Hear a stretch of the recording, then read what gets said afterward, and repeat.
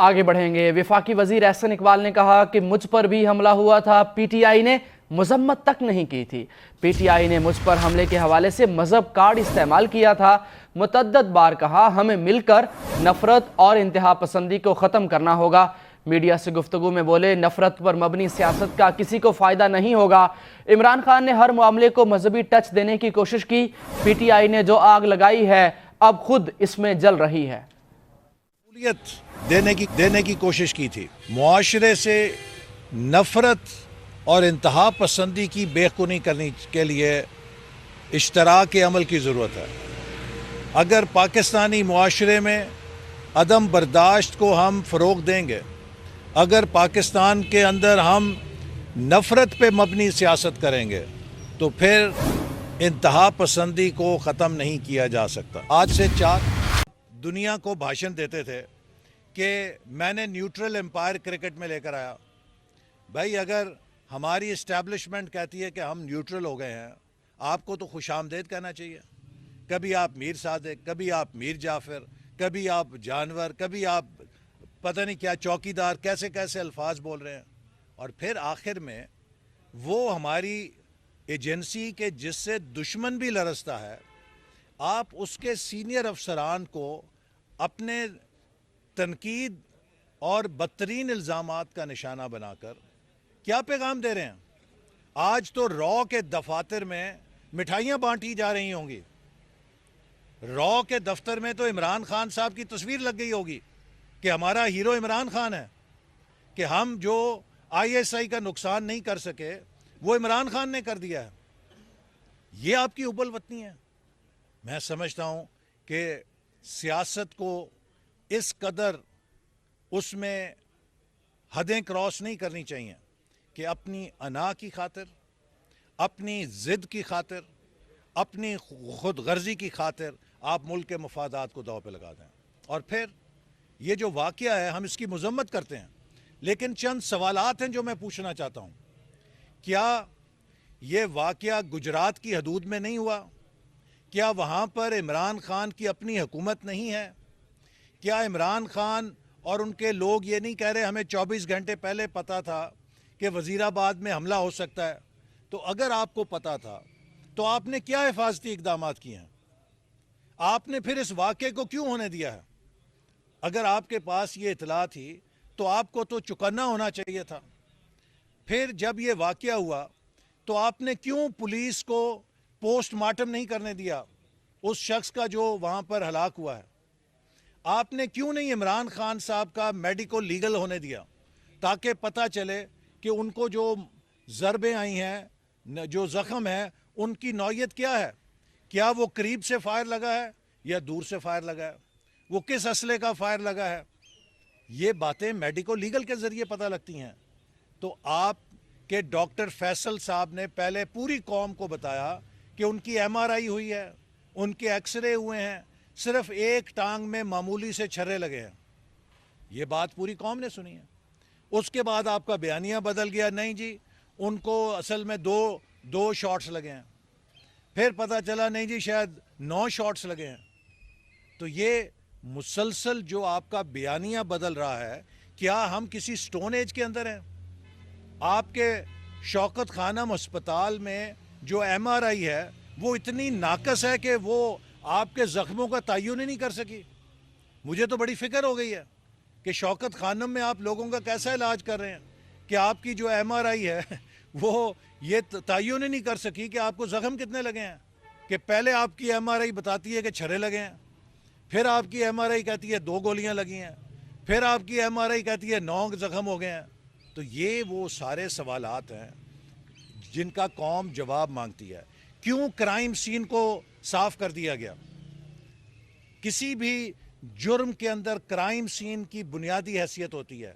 جیسے بے نظیر بھٹو صاحبہ کا کرائم سین واش ہو گیا تھا، اسی طرح اس کرائم سین کو بھی آپ نے کیوں ضائع ہونے دیا؟ آپ کی حکومت تھی، آپ کی انتظامیہ تھی، اس کرائم سین کو پریزرو کیا جانا چاہیے تھا۔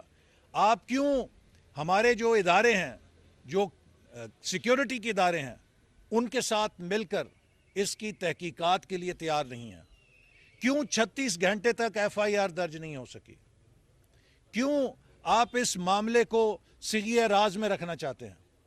کیوں نہیں آپ نے شفاف تحقیقات ہونے کا اس میں انتظام کیا؟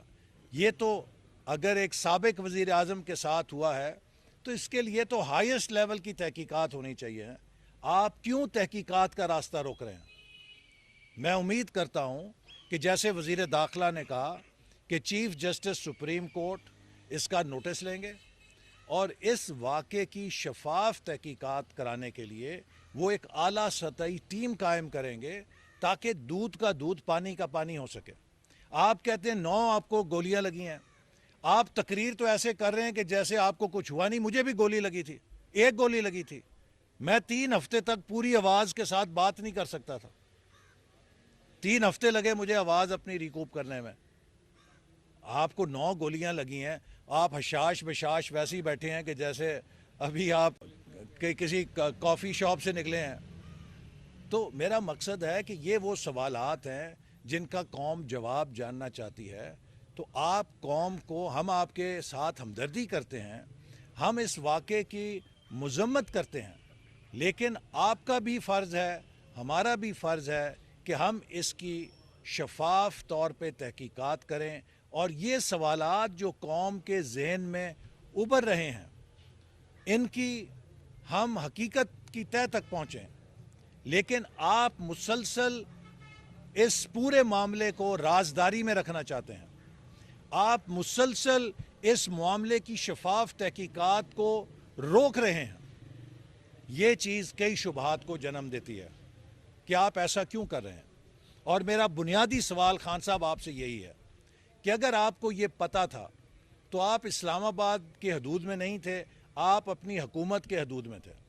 میں آپ کو سوال کرنا چاہتا ہوں کہ اگر آج پنجاب میں پرویز الہی صاحب وزیر اعلیٰ ہوتے اور مسلم لیگ نون کے اتحادی ہوتے تو یہ واقعہ اگر پیش آتا تو آپ کا کیا بیانیہ ہوتا؟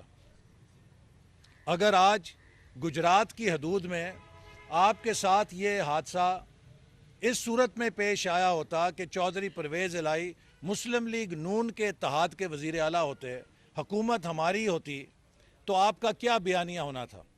آپ اس بیانیے کو بیان فرما سکتے ہیں اور اس کی روشنی میں اپنی حکومت کے طرز عمل پہ غور کیجئے. لہٰذا اپنے آپ پہ غور کیجئے, دوسروں پہ تنقید نہ کریں, قومی اداروں پہ تنقید نہ کریں.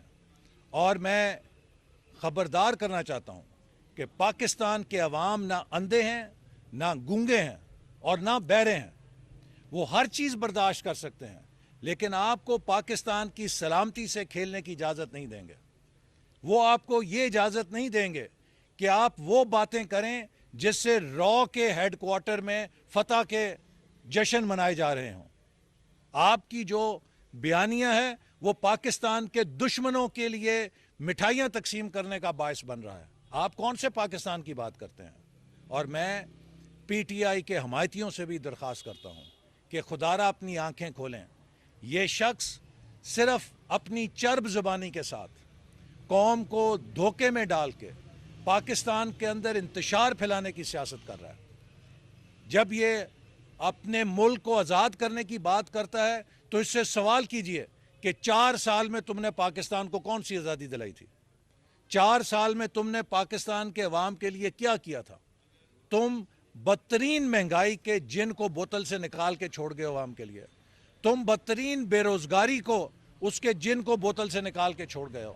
تم پاکستان کو سفارتی طور پہ تنہا کر کے چھوڑ گئے ہو. تم نے کشمیر کا سودا کیا. آج یہ کہتا ہے کہ مودی جو ہے نواز شریف کے گھر آتا تھا. بھئی اگر بھارت کا وزیر اعظم نواز شریف کو ملنے آتا تھا تو یہ عزت کی بات ہے, اور اگر تمہارا کوئی فون سننے کے لیے تیار نہیں, تمہارے لیے ڈوب مرنے کی بات ہے کہ تم ایک ایٹمی طاقت کے وزیر اعظم ہو اور خود اسمبلی میں کھڑے ہو کے کہو میں کیا کروں جی, میرا تو فون ہی نہیں سنتا. تو یہ تمہارے سوچنے کی بات ہے. اور نواز شریف کے دور میں کشمیر کا سودا نہیں ہوا تھا. کشمیر کا سودا عمران خان تمہارے دور میں ہوا تھا. مودی نے کشمیر کو ہڑپ کر لیا اور تم خاموش بیٹھے رہے. 3 سال کیا کیا تم نے؟ خاموش تماشائی بن کے اس کے قبضے کو تم نے لیجیٹیمیسی عطا کیا. تم کشمیر کے عوام کے حقوق کو بیچنے والے ہو. تمہیں کیا حق ہے کہ تم ہمیں آ کے تانا دو کشمیر کے اوپر، تو اپنے گریبان کے اندر جھانکو. اور میں پی ٹی آئی کے بھی لوگوں کو کہوں گا کہ خدا کے لیے یہ شخص ہٹلر کا شاگرد ہے اور ہٹلر کے پروپیگنڈے کی سائنس کے مطابق یہ اپنی قوم کو گمراہ کر رہا ہے. اور جرمن قوم جب ہٹلر کے پیچھے لگی تو ہٹلر نے خود بھی کنویں کے اندر گرا اور اپنے ساتھ پوری جرمن قوم کو بھی کنویں کے اندر پھینکا. اور آج جرمن قوم کے سامنے ہٹلر کا نام لیں تو وہ دونوں ہاتھوں سے کانوں کو پکڑتے ہیں، اس کا نام نہ لیں. ہم اور ہٹلر اپنے عوام کو ڈگڈگی بجا کے پیچھے لگا کے اس نے تباہ کیا تھا. تو اس عمران خان سے بھی ہوشیار رہیں، یہ ہٹلر کا شاگرد ہے، ہٹلر کی طرح چرب زبانی کر کے آپ کے جذبات سے کھیلتا ہے اور یہ خود بھی کھائی میں گرے گا اور پاکستان کو بھی اپنے ساتھ کھائی میں گرائے گا. ہمیں چکنا رہنے کی ضرورت ہے. ملک میں آج دھرنے ہو رہے ہیں، جب بھی معاشی اشاریے بہتر ہوتے ہیں دھرنے ہو جاتے ہیں، اور ان دھرنوں میں بھی دیکھا گیا کہ کورٹ بارڈر پشاور کے گھر حملہ کیا گیا، لاہور میں بھی کورٹ بارڈر مارچ کیا گیا. اس چیز کو آپ کیسے دیکھیے، جب بھی پاکستان کا معاشی پہیہ چلنے لگتا ہے عمران خان دھرنے دینے آ جاتا ہے. 2015 میں چین کے صدر آ رہے تھے، اس نے ان کا دورہ ملتوی کرا. 2014 میں وہ آ رہے تھے، ان کا دورہ ملتوی کیا اور وہ 2015 میں 8 مہینے کے بعد پھر آئے. سی پیک سارا سیبوٹاج کیا اس نے. اب پھر وزیر اعظم شہباز شریف بہترین چین کا دورہ کر کے آئے ہیں اور چین نے پاکستان کا دوبارہ ہاتھ پکڑ کے سی پیک کو آگے چلانے کا عزم کا اظہار کیا اور اس کامیابی کو سیبوٹاج کرنے کے لیے اس نے یہاں پہ ڈرامے شروع کر دیے ہیں. آپ مجھے بتائیں کہ جس ملک کے اندر آپ اس طرح کا انتشار دکھائیں گے کیا بین الاقوامی سرمایہ کار وہاں پر آئیں گے؟ آپ کور کمانڈرز کے گھروں پہ حملہ کر رہے ہیں. میں نے کہا جیسے بھارت میں تو جشن ہے، آپ نے دیکھا نہیں کہ بھارت کے لوگ پی ٹی آئی کی ریلیز میں باہر شریک ہو رہے ہیں، وہ چندے دے رہے ہیں. اور اگر اب بھی آنکھیں نہیں کھلتی کسی کی تو اس کی سوچ پہ، اس کی عقل پہ ماتم کرنے کو دل چاہتا ہے. دیکھیے، عمران خان صاحب اگر مارچ کریں گے تو ہم بھی اس کا دفاع کریں گے. پاکستان ایک آئینی اور جمہوری ملک ہے، ہم کسی کو اجازت نہیں دیں گے کہ وہ جتھا بازی کرے. اگر عمران خان جتھوں کی سیاست کریں گے تو ان کے پیچھے 20 انتہا پسند گروپ لائن میں کھڑے ہیں جو اس طرز سیاست کے اوپر چل کے ریاست کو ہائی جیک کرنا چاہتے ہیں. لہٰذا میں عمران خان سے کہوں گا کہ اگر وہ جمہوریت پہ یقین رکھتے ہیں تو وہ بات چیت کی ٹیبل پہ آئیں، جتھوں کی سیاست ترک کریں، وہ پارلیمنٹ کے اندر آئیں اور بات چیت کے ذریعے مسائل کو حل کرنے کا راستہ اختیار کریں. تشدد اور جتھوں کی سیاست جو ہے وہ ملک کے لیے بھی تباہ کن ہے، جمہوریت کے لیے بھی تباہ کن ہے اور خود ان کی سیاست کے لیے بھی تباہ کن ہے. لیکن لگتا یوں ہے کہ عمران خان کا واحد مقصد اس وقت یہ ہے کہ پاکستان میں لا قانونیت انتشار اس سطح پہ لے جاؤ کہ جمہوریت کی بساط لپٹی جائے. ہمیں اس سازش سے چکنا رہنا ہے، چونکہ پاکستان میں خدا نہ خواستہ اگر جمہوریت لپیٹی جاتی ہے تو اس کے بڑے شدید اثرات ہوں گے. ہمیں آئین اور جمہوریت کی ہر قیمت پہ حفاظت کرنی ہے. یہی پاکستان کے استحکام اور پاکستان کی مضبوطی اور سلامتی کی ضمانت